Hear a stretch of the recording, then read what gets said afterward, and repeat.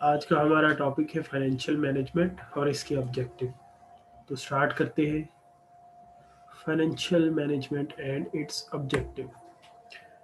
सबसे पहले बात करते हैं फाइनेंस की। फाइनेंस हमारे पास एक ब्रॉड टर्म है जिसके अंदर बहुत सारी चीज़ें आ जाती हैं। हर बंदा इसको इस्तेमाल करता है अपनी रोज़मर्रा की लाइफ के अंदर। इस वर्ड को बोला जाता है।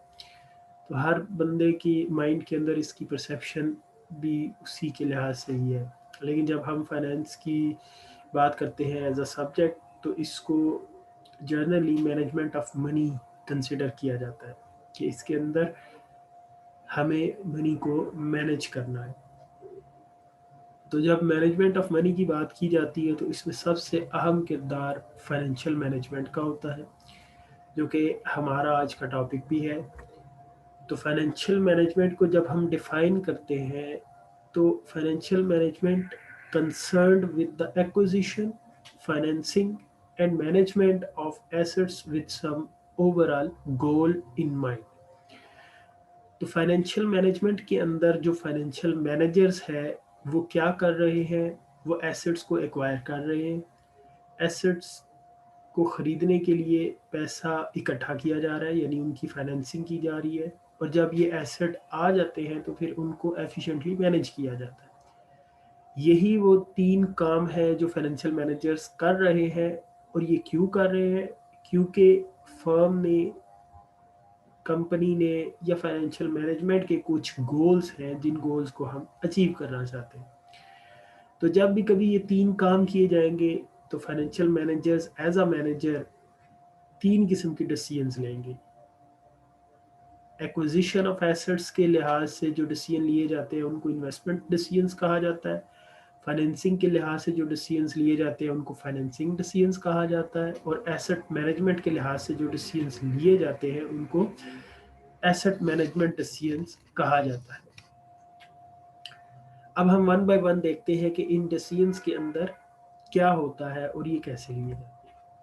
सबसे पहले बात करते हैं इन्वेस्टमेंट डिसीजंस की।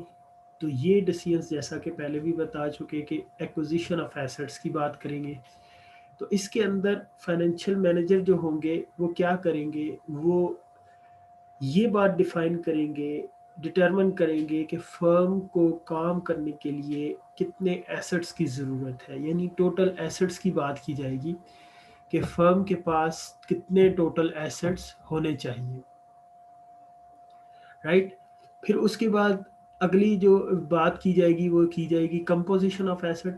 कंपोजिशन ऑफ एसेट का मतलब ये है कि आपकी फर्म के पास कितने करंट एसेट्स और कितने फिक्स्ड एसेट होने चाहिए, और इन दोनों का जो कम्बिनेशन है वो क्या होना चाहिए, क्या सूटेबल है इंडस्ट्री की सिचुएशन को देखते हुए, फर्म की सिचुएशन को देखते हुए फाइनेंशियल मैनेजर्स इसको डिसाइड करें।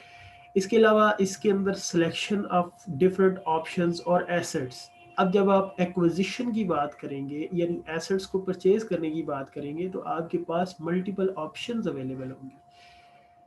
अब जो फाइनेंशियल मैनेजर्स हैं वो इन मल्टीपल ऑप्शंस का कॉस्ट एंड बेनिफिट एनालिसिस करेंगे। और कॉस्ट एंड बेनिफिट एनालिसिस को सामने रखते हुए उन मल्टीपल ऑप्शंस में से कोई एक सूटेबल ऑप्शन को चूज़ किया जाएगा। इन तमाम प्रोसेस को हम कैपिटल बजटिंग टेक्निक्स का नाम देते हैं। और कैपिटल बजटिंग टेक्निक्स वो टेक्निक्स हैं जो हम डिफरेंट एनालिसिस, यानी जो कॉस्ट एंड बेनिफिट एनालिसिस है, ये करने के लिए हम इस्तेमाल करते हैं। अगला हमारा जो डिसीजंस है वो है फाइनेंसिंग। ये फाइनेंसिंग डिसीजंस के रिलेटेड है। हमने एक अकाउंटिंग इक्वेशन पढ़ी अपनी पिछली क्लासेस के अंदर, लाजमी हमने पढ़ी होगी। हम सब लोग जानते हैं कि एसेट्स जो होते हैं उनको, वो इक्वल होते हैं लाइबिलिटीज एंड ओनर्स इक्विटी के। यानी ये जो एसेट्स हैं इनको बनाने के लिए या तो लाइबिलिटीज से पैसा लिया जाता है या फिर ओनर्स इक्विटी से पैसा लिया जाता है।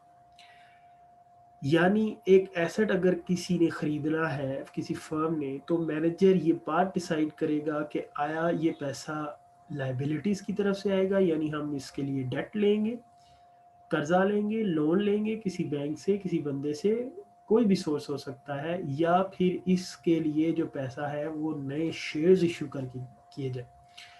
तो जो हमारी बैलेंस शीट के अंदर स्टेटमेंट ऑफ फाइनेंशियल पोजीशन के अंदर टोटल एसेट्स की वैल्यू है वो टोटल लाइबिलिटीज़ के और ओनर्स इक्विटी वाली साइड के इक्वल होती है, क्योंकि जो हमारे जितने भी एसेट्स हैं वो सारे के सारे लाइबिलिटीज़ और ओनर इक्विटी से मिल के फाइनेंस किए होते हैं।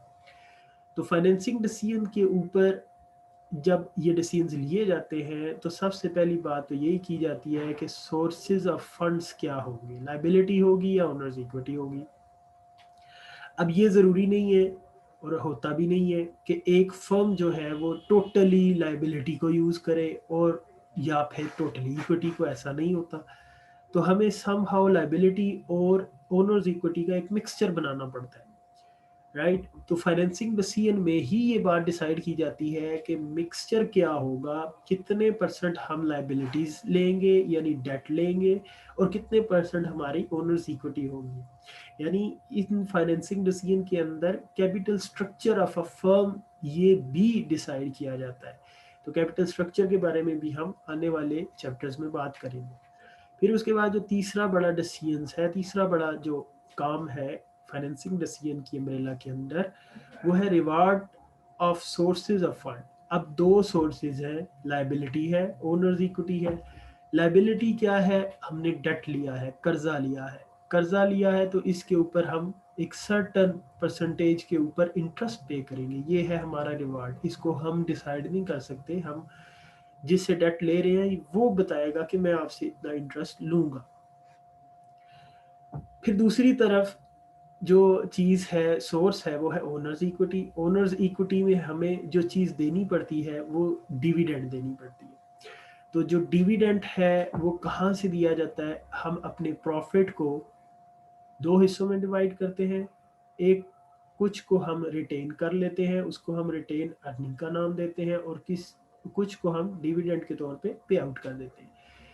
अब ये जो रिटेन्ड अर्निंग और डिविडेंड है, ये अगर प्रॉफिट 100% है तो हम उसमें से कुछ परसेंटेज रिटेन अर्निंग कर लेंगे और कुछ डिविडेंड। लेट्स से हमने 30% डिविडेंड दे दिया, तो इस डिसीजन के अंदर ये जो परसेंटेज है जिसको डिविडेंड पे आउट रेशो कहा जाता है, उसको डिसाइड किया जाता है कि ये कितनी होगी। तो फाइनेंसिंग डिसीजन के अंदर जो तीसरा बड़ा डिसीजन लिया जाता है वो डिविडेंड पे आउट की जो रेशो है, जो डिविडेंड पे आउट के रिलेटेड डिसीजंस है वो भी लिए जाते हैं। उससे नेक्स्ट हमारे पास है एसेट मैनेजमेंट डिसीजंस।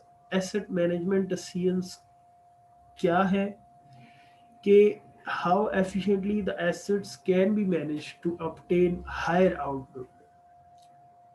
हमने क्या करना है, अपने एसेट्स को मैनेज करना है ऐसे कि हमारी जो आउटपुट है वो ज़्यादा से ज़्यादा हो। ये जो डिसीजंस होंगे ये एसेट मैनेजमेंट डिसीजंस कहलाएंगे। इसमें सबसे बड़ा नाम आ जाता है वर्किंग कैपिटल मैनेजमेंट का। वर्किंग कैपिटल क्या होता है, जो करंट एसेट्स और करंट लायबिलिटी का जो डिफरेंस है उसको वर्किंग कैपिटल कहा जाता है। वर्किंग कैपिटल में बहुत बड़े एलिमेंट्स होते हैं जो तीन, उनमें इन्वेंट्री हो जाती है, रिसीवेबल और पेएबल।